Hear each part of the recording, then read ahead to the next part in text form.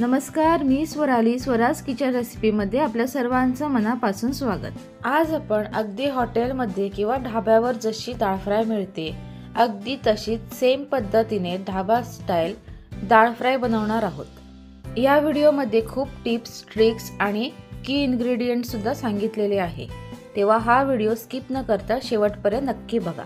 तसंच तुम्हाला माझे व्हिडिओ आवडत असतील तर मला मोटिवेट करण्यासाठी बेल आयकॉनवर क्लिक करून माझ्या चॅनलला सबस्क्राइब करा. याने मला चांगले चांगले व्हिडिओ अपलोड करण्याचं मोटिवेशन मिळेल. चला तर मग पटकन सुरू करूया रेसिपीला. डाळ फ्राय बनवण्यासाठी मी इथे अर्धा कप तूर डाळ, पाव कप मूग डाळ आणि पाव कप मसूर डाळ घेतलेली आहे. या डाळी आपल्याला व्यवस्थित 3 ते 4 वेळा स्वच्छ पाण्यातून धुवून घ्यायचे आहे. आता डाळी घेताना आपण पॉलिश किंवा अनपॉलिश कुठलीही डाळ जी आपल्याकडे अवेलेबल असेल ती आपण घेऊ शकतो. एखादी डाळ आपल्याला आवडत नसेल तर ती आपण स्किप करू शकतो किंवा नुसती तूर डाळ सुद्धा घेऊ शकतो. डाळ स्वच्छ धुतल्यावर त्यात गरजेनुसार पाणी, हळद आणि थोडंसं तूप घालून 3 ते 4 शिट्ट्या येईपर्यंत डाळ शिजवून घ्यायची आणि नंतर ती घोटून घ्यायची. एका कढईमध्ये तूप गरम करून घ्यायचे. तुपाच्या जागी आपण इथे तेल किंवा बटर सुद्धा वापरू शकता, पण तुपाने खूप सुंदर परफेक्ट धाबा स्टाईल अशी चव येते. यात थोडंसं जिरं घालायचे आणि जिरं तडतडलं की आपल्याला यात हिंग घालायचंय. हिंग घालून जरासं परतून घेतलं की आपल्याला यात 2 बेडगी मिरची घालायची आहे. तसंच थोडीशी कढीपत्त्याची पानं घालून सुद्धा आपल्याला परतून घ्यायचंय. कढीपत्ता असा परतून घेतला की याचा सुंदर फ्लेवर फोडणीमध्ये उतरतो. आता आपल्याला यात 1 चमचाभर ठेचलेली लसूण तसंच अर्धा चमचा ठेचलेलं आलं घालून 1 ते 2 मिनिटांसाठी परतून घ्यायचे, म्हणजे याचा कच्चा स्मेल थोडासा कमी होईल. नंतर यात 2 उभ्या चिरलेल्या हिरव्या मिरच्या घालायच्या आहेत आणि 2 ते 3 मध्यम आकाराचे बारीक चिरलेले कांदे घालून हलके ट्रान्सलुसंट होईपर्यंत किंवा हलका गोल्डन ब्राऊन रंग येईपर्यंत परतून घ्यायचे आहेत. आपण पाहू शकता कांद्याचा रंग हलका बदललेला आहे. आता आपल्याला यात टोमॅटो घालायचा आहे. इथे मी 1 मोठा बारीक चिरलेला टोमॅटो घेतलाय आणि तो सुद्धा आपल्याला सॉफ्ट होईपर्यंत परतून घ्यायचा आहे. परतून घेत असताना आपल्याला यात थोडंसं मीठ घालायचंय. मीठ घातल्यामुळे याची कुकिंग प्रोसेस पटकन होते, कारण मीठ पटकन पाणी रिलीज करतं आणि कुठलाही पदार्थ किंवा भाजी पटकन शिजते. टोमॅटो परफेक्ट शिजला की आता आपल्याला यात काही पावडर मसाले घालायचे. त्यात अर्धा चमचा हळद पावडर, 1 चमचे धनेपूड, अर्धा चमचा जिरे पूड, तसंच 1 चमचा काश्मीरी लाल तिखट मी ते वापरलेलं आहे. तसंच थोडासा म्हणजे अगदी पाव चमचा मी ते गरम मसाल्याचा सुद्धा वापर करते. आता हे सगळे मसाले आपल्याला व्यवस्थित परतून घ्यायचे. थोडंसं गरम पाणी घालायचे आणि झाकण लावून 2 ते 3 मिनिटं हे मसाले आपल्याला शिजवून घ्यायचे.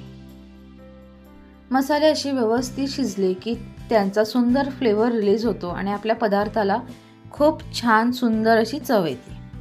2 ते 3 मिनिटांनंतर मी आता इथे कढईचं झाकण काढून घेते. आपण पाहू शकता आपले मसाले व्यवस्थित शिजलेले आहे. यांना थोडंसं परतून घेऊया आणि यात उकडलेली डाळ घालून घेऊया. आपण पाहू शकता डाळ उकडत असताना आपण थोडीशी हळद घातली होती, त्यामुळे काय सुंदर पिवळसर रंग आपल्या डाळीला आलेला आहे. तसंच थोडंसं तूप घातल्यामुळे डाळ उकडत असताना कुकरच्या शिट्टीमधून उतू जात नाही. तसंच डाळीला सुद्धा खूप छान सुंदर फ्लेवर येतो. सगळी डाळ कढईमध्ये घालून आपण व्यवस्थित मिक्स करून घेतलं आणि त्यात गरम पाणी घालून कन्सिस्टन्सी ॲडजस्ट केली. आता डाळ फ्राय जी असते ती खूप पातळ नसते, तेव्हा खूप पाणी घालून याची कन्सिस्टन्सी एकदम पातळ करायची नाही आहे, तर आपल्याला ती थोडीशी दाटसरच ठेवायची आहे. चवीनुसार मीठ घालायचं आहे आणि 5 ते 6 मिनिटं मीडियम फ्लेमवर ही डाळ शिजवून घ्यायची. आता डाळ शिजवत असताना आपल्याला इथे गरम पाण्याचाच उपयोग करायचा आहे, कारण याचं कुकिंग टेम्परेचर मेंटेन राहतं. 5 मिनिटं आपण ही डाळ फ्राय शिजवून घेतली आणि आता आपली ही डाळ फ्राय सर्व करण्यासाठी तयार झालेली आहे. परंतु आपण ढाबा स्टाईल डाळ फ्राय बनवतोय, त्याच्यासाठी आपल्याला एक छान सुंदर असा तडका तयार करून घ्यायचा आहे. तडक्यासाठी मी इथे 1 चमचाभर तूप घेतलेलं आहे. तुपाच्या जागी आपण इथे तेलाचा वापर करू शकता, पण अगदी हॉटेलमध्ये किंवा ढाब्यावर जशी डाळ फ्राय मिळते अगदी सेम चव तुपाच्या फोडणीने येते. तूप मेल्ट आणि गरम होईपर्यंत मी इथे डाळ फ्राय एका बॉलमध्ये काढून घेतलेली आहे. आता आपण तूप मेल्ट झालं की नाही ते पाहून घेऊया. आपण इथे पाहू शकता तूप परफेक्ट कडकडीत गरम झालेलं आहे.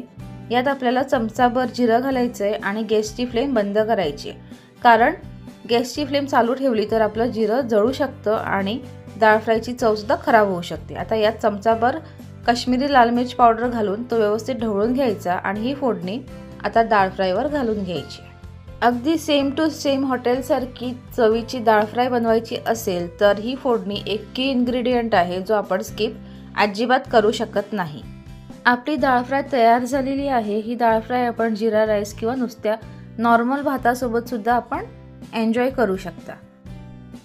तेव्हा अशी ही डाळ फ्राय नक्की बनवून पहा। आवडली असल्यास कमेंट करून कळवा। सर्वात महत्त्वाचं बेल आयकॉनवर क्लिक करून स्वराज किचन रेसिपी या यूट्यूब चॅनलला सबस्क्राईब करा, लाईक करा आणि जास्तीत जास्त शेअर करा। धन्यवाद।